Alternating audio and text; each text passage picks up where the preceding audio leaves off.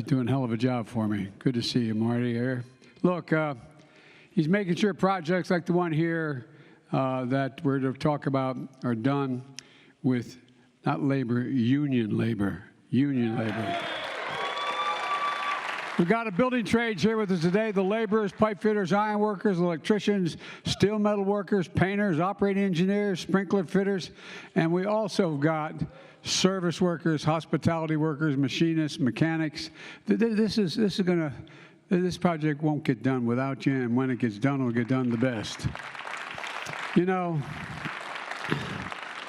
Gov, when I spoke to the National Chamber of Commerce and with the Business Roundtable, I said, I'm a union guy, and I made it clear why. It makes sense. The single best trained workers and trades in the world are American union workers. That's God's truth. And what people don't realize, and I keep saying over and over again, Senator, is that, you know, they don't just show up and decide to be an electrician. They get 4 or 5 years of training. 4 or 5 years of training, like going to college. It's like going back to school. They get some pay during that period, but they got to do it.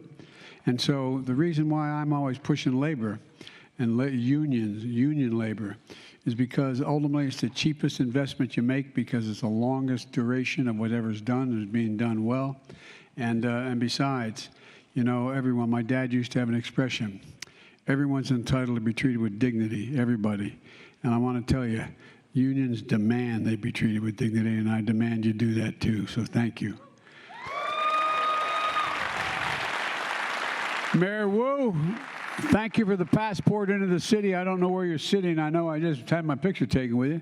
But Mayor, back there you go, Mayor. Thank you very much. I appreciate it. You're a great champion for the working people of Boston. And Governor Baker, thank you for your partnership over the years. I said to the Gov, I hope it doesn't hurt your reputation, Gov, but, you know, when I got started, we all used to be like you and I. Actually get along, care for each other, treat each other decently, may disagree, but just straight up, we got to return that kind of politics. We got to return that kind of.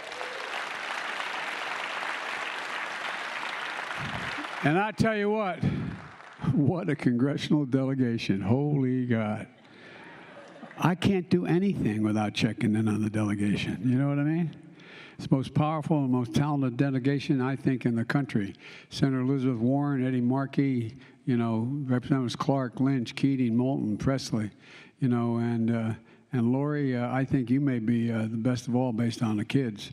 But at any rate, I just think that, and Jake, you know, Auchincloss says, you've done a good job, and problem is you're too young. I remember Teddy came down to help me the very last event we had when I was running for the United States Senate. True story. And he came down to Delaware, and we had this great big thing in an old center they were about to tear down, but it was the largest group we had. It was 2 days before the election. There were, I don't know, 6,000 to 7,000 people assembled at St. Anthony's, and he stood up and he said, I like Joe Biden a lot. I like him a lot. He'll be very good in the United States Senate. Problem is, I think he's a little too young. I was 29 at the time. And the Wall Street Journal ran straight story. Kennedy says Biden too young to be in the Senate. At any rate, but Teddy was a great friend. Along with Jim McGovern and Richie Neal, who you made possible today with your support of the infrastructure. We wouldn't be here without you guys. You wouldn't, and many more, but wouldn't have gotten this done. And I want to thank you to the Massachusetts Port Authority. Lisa, thank you very much for welcoming me to Logan Airport today. And I'm here to talk about the historic investment we're going to make in Logan and in airports all across the country. For too long, we've talked about having the best economy in the world. We've talked about asserting American leadership around the world with the best and the safest roads, railroads, ports, airports. But now we're finally doing something about it. We're finally getting it done. We're turning Infrastructure Week from a punchline with my predecessor into an infrastructure decade on our watch. Last year, I signed into law a once-in-a-generation investment in our nation's roads, highways, bridges, railroads, ports, airports, water systems, high-speed internet, etc. It's called the bipartisan infrastructure law. And it's the most significant, this is a fact, most significant investment since President Eisenhower's interstate highway system. Most significant investment. And your members of Congress got it done. And Mitch Landrieu from Louisiana, from Nolens, he, former mayor, I put him in charge of making sure this investments from this transformative law get to the right places quickly and that they have the right impact. Mitch is the mayor of New Orleans, following in the footsteps of his dad, Moon Landrieu, a great man who just recently passed away. Mitch understands how important this kind of investment is for our cities and our towns across America because he's done it. And it matters here at Logan Airport. In 2019, 42 million people flew through this airport. Before the pandemic, it was the 16th largest airport in the United States. And it's more than an airport. It's an economic engine. In 2019, $17 billion worth of exports and imports flowed through here. The airport supports 162,000 jobs across the region and hundreds of small businesses, not to mention the 18,000 people who work right here at Logan. It was first built 100 years ago. It's critical to our economy and to your economy, but it needs a significant upgrade to accommodate the passengers flying in and out from all over the world in the support of international trade. 300,000 metric tons of cargo move through this airport annually, most of it shipped internationally. This airport also is part of a system that moves goods and services for key industries in the area, like medical supplies, technology products, and seafood. And folks, it really matters. And that gets us to the terminal we're standing in today. Terminal E, here at Logan, first opened in 1974. It's the terminal serving international flights. When it opened in 1974, there were 1.4 million international passengers a year passing through the gates. Today, 50 years later, there's over 5.6 million passengers moving through. 4 times as many the number that came through initially. It means crowded gates, longer taxi times, airplanes full of passengers just waiting, all of which is causing congestion and flight delays. For travelers passing through, it means missed connections, lost baggage, long lines. For businesses, it can mean delayed orders, spoiled products, and very unhappy customers. The traffic jam of planes taxiing on the runway caused unnecessary air pollution in neighboring communities in East Boston. It's frustrating, it's inconvenient, and it's bad for the environment. And there's simply no reason for it. This is the United States of America, for God's sake. This is who we are. This is not what we should be doing. But we're finally going to do something about it. The governor and the legislature have moved to try to do as much as they can, but through the infrastructure law, we're investing $62 million here at Logan. It's the largest grant for airport terminals in the country thus far, and one of the largest federal investments in airports ever. This project is going to create 5,900 jobs, union jobs, where people make a decent salary. Go to expanding capacity by adding more gates, baggage claims, ticket counters. It's going to increase accessibility by adding ramps, rails, elevators, wheelchair-accessible shuttles, and buses. A new HVA system, electric-powered gates, are going to make it more energy efficient. Less idling time for planes will mean fewer emissions. We're creating a modern terminal worthy of America's city on the hill. Folks, because of the significant decline in revenues and travelers due to the pandemic, this project is going to be scaled back. But thanks to the infrastructure law that your members of the House and Senate really got done, they were the engine behind it. We're full steam ahead. We'll have a first-class airport here in very short order. Folks, America invented modern aviation, but we've allowed our airports to lag behind our competitors. Today, not a single solitary American airport, not one, ranks in the top 25 in the world. The United States of America, not one airport ranks in the top 25 in the world. What the hell's the matter with us? It means commerce. It means income.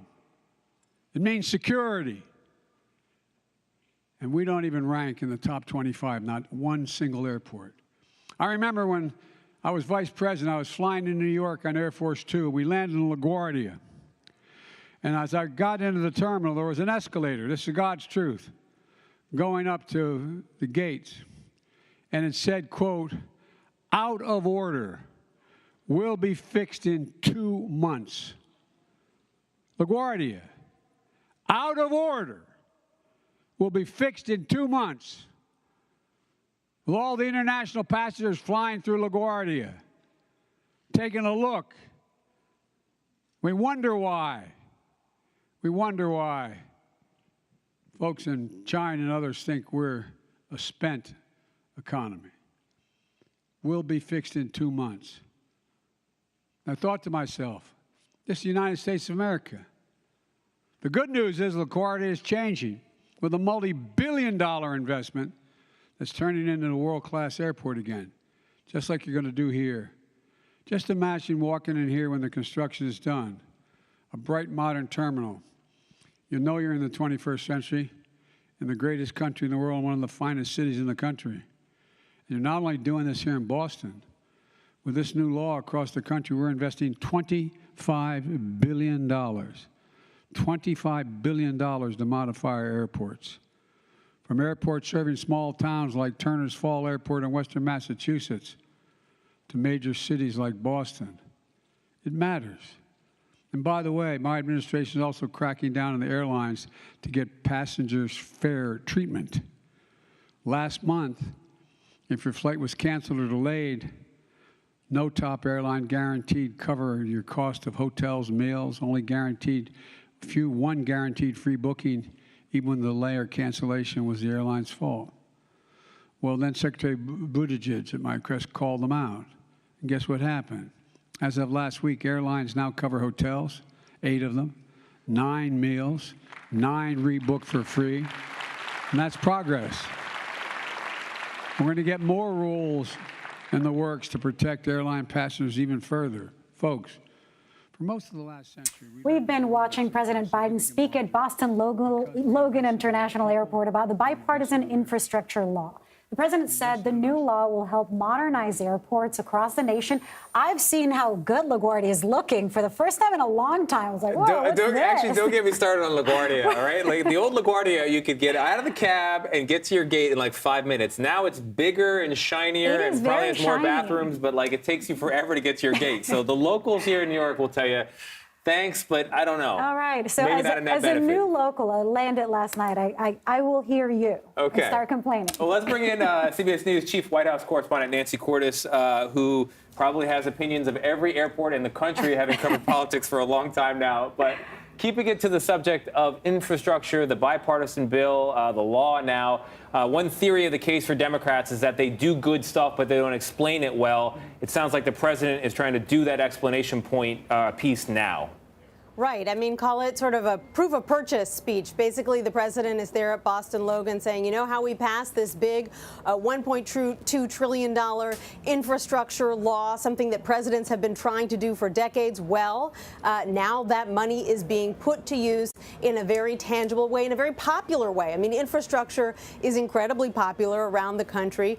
Who isn't in favor of better airports, especially if you can get to your gate, Tony, in no time flat. And you know, as he put it, it's more than an airport. It is an economic engine. An economy is only as good as its transportation system. So he's there at Boston Logan, which is getting this $50 million cash infusion to help renovate Terminal E. You can imagine that he's going to be doing a lot more of these types of events at ports and bridges and tunnels and the like between now and Election Day, particularly in states like Massachusetts, where they've got a big governor's race coming up in the fall. And reminding Republicans, as he did last time, that there were more Republicans taking credit than those who voted for the bill. It seems like so far he has stayed away from making that kind of comment seem more conciliatory. But he has another speech to make in Boston later today, Nancy. What should we expect to hear from him in this moonshot speech? So today is actually the 60th anniversary of President John F. Kennedy's famous cancer moonshot speech in Texas all those years. I'm sorry, moonshot speech had nothing to do with cancer at that time, where he was talking about how Americans could go to the moon. Today, President Biden is going to try to emulate that refrain, but he's focused on cancer, which is something that he has been talking about since he launched the cancer moonshot effort back in 2016 when he was still vice president, an issue near and dear to his heart. As you know, his son Beau died of brain cancer, and so he is looking to sort of harness the power of this big 60th anniversary, lay out what his administration has been doing to try, as he's going to say, to cut the cancer death rate in half over the next 25 years. He's got the first ever cancer cabinet looking to mobilize resources and leadership administration-wide to focus on this particular issue because it's his deeply held belief, it's the deeply held belief of many cancer scientists that the research has progressed to the point where major advances are within reach. So that's what he's going to be talking about in Boston today before heading back to Washington, D.C. Well, from his intention to God's ears, I can't imagine anyone who hasn't been impacted in some way or another by cancer, either as a survivor or someone who's lost loved ones. It's probably the most important thing I imagine that an administration could achieve. 60 years on from Kennedy's moonshot speech, we were on the face of the moon less than 7 years after that speech. We shall see if Joe Biden can kickstart cancer research and cures in that same time frame. More important than Mars, I'd say. I would say as well, but they're both important. I'm very pro space exploration. All right. Nancy, thank you. Thank you, You're Nancy. welcome. Well, lawyers for former President Trump are defending a federal judge's order preventing the Justice Department from reviewing classified documents seized at Mar-a-Lago. They submitted a court filing earlier today condemning the investigation of Mr. Trump as, quote, unprecedented and misguided. The filing argues against